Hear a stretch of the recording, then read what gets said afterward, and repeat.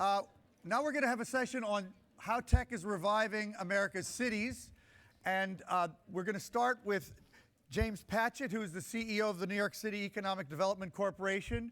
And we're big supporters of NYEDC and also New York in everything. We are all very passionate New Yorkers here. And then after James speaks, we're going to have a session moderated again by Rich Benjamin, who I'll introduce, I guess, when that happens. So, James, please join us and take the podium. Thank you, David. All right. No, don't everyone applaud at once. It's okay. Thank you. I do that to get applause. Okay. Thank you, David. I appreciate the introduction. I understand I missed a panel earlier about health innovation, and that one of the focuses was on infectious diseases in hospitals, which obviously is a huge public health issue. However, as the father of 2 children under the age of 4, who is still recovering from a 72-hour stomach bug, I would really like people to focus first on how to prevent me from getting sicknesses from my children, and then maybe on the public health issue, but that's just my own personal challenge. Okay, so as David mentioned, I'm the president and CEO of New York City Economic Development Corporation. So you may or may not have heard of EDC, but we're proud to be the organization that's responsible for driving and shaping the vision for New York City's growth. So we really do this in 3 key ways. First, we own and operate over 60 million square feet of real estate in New York City. And we're constantly investing in that real estate to make it more business serving, to ensure that we can maximize the economic impact we directly have on the city. Second, we build neighborhood infrastructure, like the ferry system, like new roadways, new transit systems that help the city better serve the economy. And finally, we invest in growth industries like the ones you're talking about today, to ensure that we can grow them for the future of the city. So as David said, we're about to have a conversation about how tech and innovation is enlivening the way cities are growing and changing. And of course, in New York, innovation is really a part of our DNA.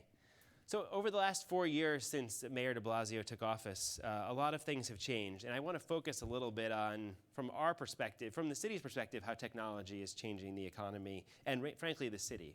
Now, you're all familiar with a lot of these phenomena, but I want to just give you a perspective of what it looks like from my seat. So tech is obviously changing the way that we shop.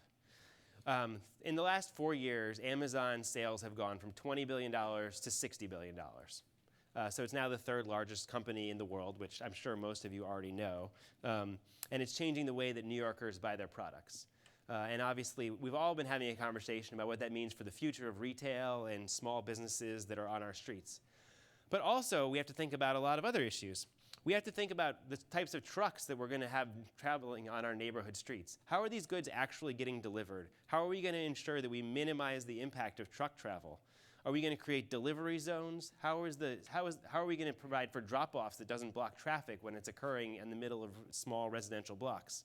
We even have to talk about drones. Are we going to allow drones in dense urban areas? These are the kinds of questions that are only made greater every time someone orders on Amazon Prime, or these days, Amazon Now.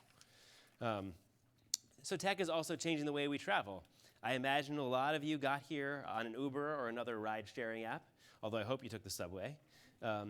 4 years ago, Uber was only a year and a half old. It's kind of impossible to believe. Today, it's available in 83 countries and over 670 cities worldwide. So it had over 4 billion rides last year. And I know Uber is changing the way we travel, but again, it's also impacting the city in a lot of different ways. It's changing our traffic patterns. It's obviously impacting the taxi industry. But it's also, in very interesting ways, impacting land use. It's impacting where people live.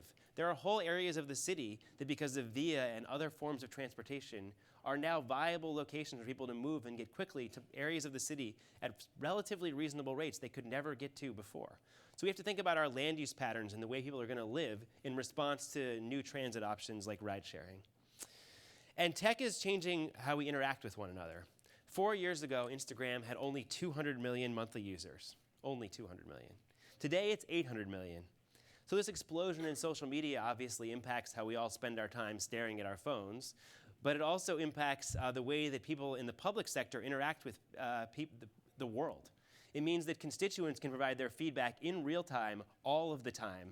And what does that mean? It means whether they like it or not, people in the public sector get feedback continuously from people out in the real world actually experiencing how things are happening in their cities. It's a big change. They're all tectonic changes. So I will just tell you from New York City's perspective, we're excited about changes. We have always embraced innovation, and we're committed to continuing to do that. Our tech ecosystem is thriving. We have a tech workforce that's over 300,000 strong, 9,000 startups, 120 incubators.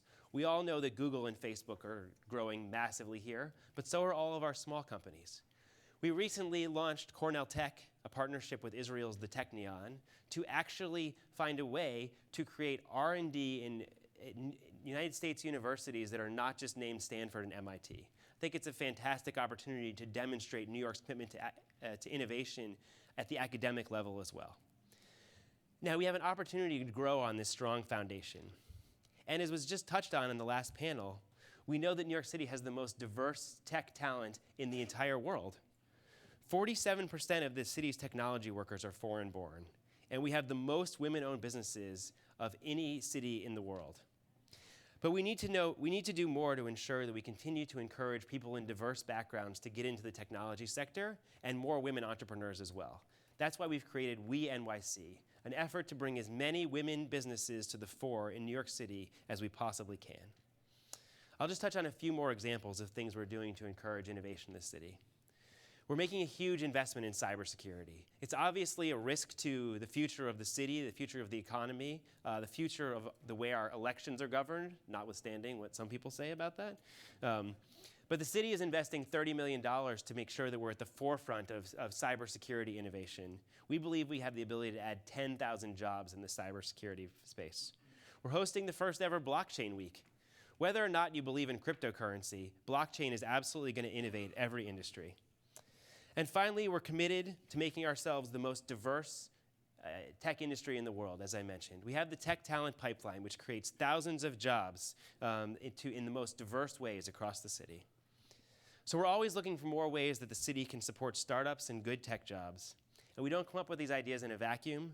So we're thrilled to work with all of you and everyone else in the tech economy, or techonomy, to create these opportunities. So thanks, everyone, and I hope you guys enjoy the rest of the day.